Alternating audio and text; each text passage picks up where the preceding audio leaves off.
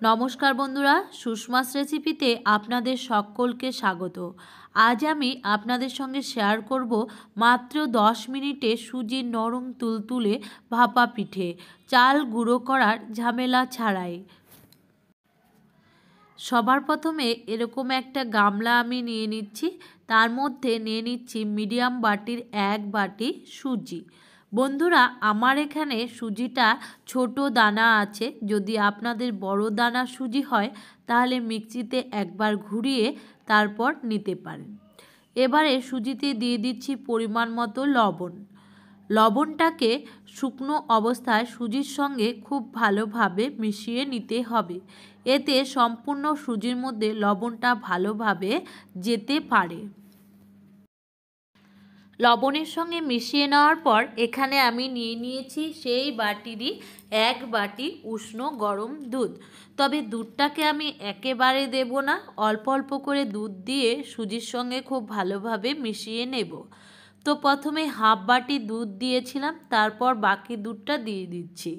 তো দেখুন, এখানে ব্যাটারটাকে আমাকে আরও পাতলা করে বানিয়ে নিতে হবে, তারপর ব্যাটারটাকে রেস্টে রেখে দিতে হবে। আমার এখানে 1 বাটি সুজিতে টোটাল 2 বাটি দুধ নিতে হবে।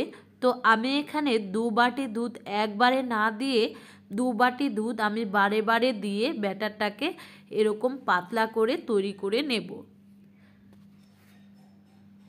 বন্ধুরা, আপনারা চাইলে এখানে জল দিয়েও ব্যাটারটা তৈরি করে নিতে পারেন, তবে জল দিয়ে থেকে দুধ দিয়ে ব্যাটারটা তৈরি করলে এই পিঠেটা খেতে বেশি ভালো লাগবে। তো দেখুন, ব্যাটারটা আমি এখনই দেখাচ্ছি না, এটা 10 মিনিট রেস্টে রেখে দেওয়ার পর আমি ব্যাটারটা দেখাচ্ছি।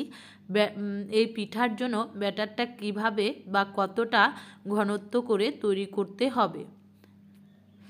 আর এই ভাপা পিঠেগুলো আমি এই ছোট ছোট বাটিতে তৈরি করব, তাই আমি এখানে 3টে স্টিলের বাটি নিয়েছি। এই স্টিলের বাটিতে আমি এবার তেল মাখিয়ে নেব। তবে এখানে আমি সাদা তেল মাখিয়ে নিচ্ছি। 1 চামচ করে তেল আমি বাটিতে দিয়ে দিয়েছি। এবার প্রত্যেকটা বাটিতে আমি তেল হাতের সাহায্যে এইভাবে মাখিয়ে নিচ্ছি।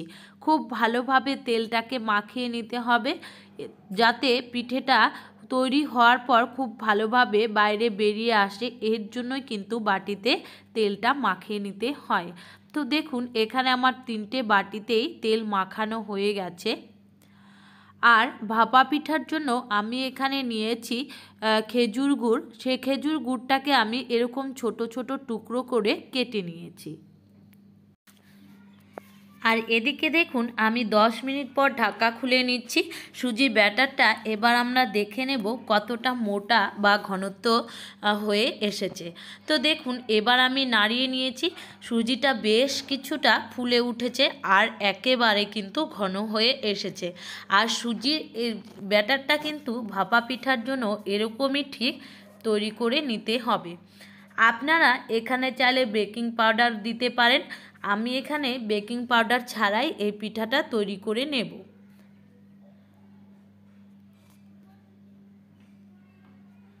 এবারে যে বাটিটা আমি তৈরি করেছিলাম সেই বাটিতে এখানে সুজির ব্যাটারটা আমি অল্প অল্প করে দিয়ে দিচ্ছি। প্রত্যেকটা বাটিতে আমি এই বড় হাতার 1 হাতা করে দিয়ে দিয়েছি। এবার দেওয়ার পর বাটিগুলোকে এইভাবে একটু ঝাঁকিয়ে নিচ্ছে, যাতে খুব ভালোভাবে নিচের দিকে বসে যায়। তারপর যে খেজুর গুড়টা আমি ছোট ছোট করে কেটেছিলাম সেই গুড়টাকে আমি এখানে দিয়ে দিচ্ছি। একটু বেশি করে গুড়টাকে দিয়ে দিতে হবে, তাহলেই কিন্তু পিঠেগুলো খেতে বেশি ভালো লাগবে। তো 3টে বাটিতেই আমি খেজুরের গুড়ের টুকরোগুলো দিয়ে দিয়েছি। আপনারা চাইলে কম বেশি করে দিতে পারেন।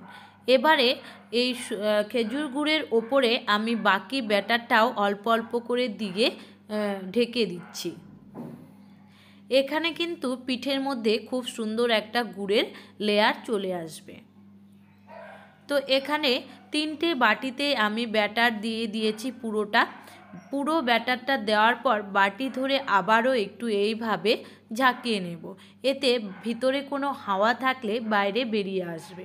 এবার দেখুন আমি এখানে বাটিতে কিছুটা কিশমিশ নিয়েছি। এই কিশমিশগুলো পিঠেগুলোর ওপরে এইভাবে সাজিয়ে দিচ্ছি। এতে ভাপা পিঠাটা দেখতেও বেশ সুন্দর লাগবে আর খেতেও কিন্তু খুব সুস্বাদু লাগবে। আপনারা চাইলে আপনাদের পছন্দ মতো ড্রাই ফ্রুট দিতে পারেন। আমি এখানে কিশমিশ দিয়ে সাজিয়ে দিচ্ছি, এতে পিঠেটা দেখতে বেশি সুন্দর লাগছে। সাদার মধ্যে কিশমিশের কালারটা কিন্তু দারুণ ফুটে উঠেছে। তো এখানে আমি 3টে বাটিতেই খুব ভালোভাবে সাজিয়ে দিয়েছি। এবার এই বাটিগুলোকে আমি এরকম একটা ছিদ্রযুক্ত থালার মধ্যে সাজিয়ে নিচ্ছি। খুব সাবধানে বাটিগুলোকে সাজিয়ে নিতে হবে, তবে থালার গায়ে কোনো রকম তেল দেওয়ার কিন্তু কোনো দরকার নেই। আর এই পিঠেগুলোকে আমি জলের ভাপে বানাবো। এর জন্য আগে থেকে জল বসিয়ে প্রচণ্ড পরিমাণে গরম করে নিয়েছিলাম। তারপর থালাটা যখন আমরা দিচ্ছি, গ্যাসের আঁচকে লোতে রেখে থালাটা সাবধানে বসিয়ে দিতে হবে। আর বাটিগুলো কাত হয়ে গেলে পিঠেগুলো কিন্তু কাত হয়ে তৈরি হবে। এবারে গ্যাসের আঁচকে মিডিয়াম টু লোয়ের দিকে রেখে গামলা দিয়ে ঢেকে রেখে দেব আমি 10 মিনিটের মতন। 10 থেকে 15 মিনিটের মধ্যেই এই পিঠেগুলো তৈরি হয়ে যাবে। এবার দেখুন আমি এখানে 10 মিনিট পর ফিরে এসেছি। পিঠেগুলো একেবারে তৈরি হয়ে গেছে, দেখে নিশ্চয়ই বুঝতেই পেরেছেন। এবার আমি এই পিঠেগুলোকে নামিয়ে নেব। পিঠেগুলো নামিয়ে নিয়েছি, তারপর বেশ ভালোভাবে ঠান্ডা করে নিয়েছি।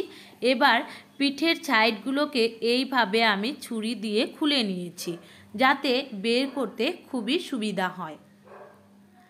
তো এইভাবে আমি ছুরি দিয়ে 4-5টা খুলে নেওয়ার পর একটা প্লেটের ওপরে পিঠেটাকে আমি বের করে নিচ্ছি। দেখুন বাটির পেছনে এইভাবে ঘা মারলেই কিন্তু পিঠেটা অনায়াসে খুলে আসবে। দেখুন দেখতে কতটা সুন্দর হয়েছে পিঠেটা।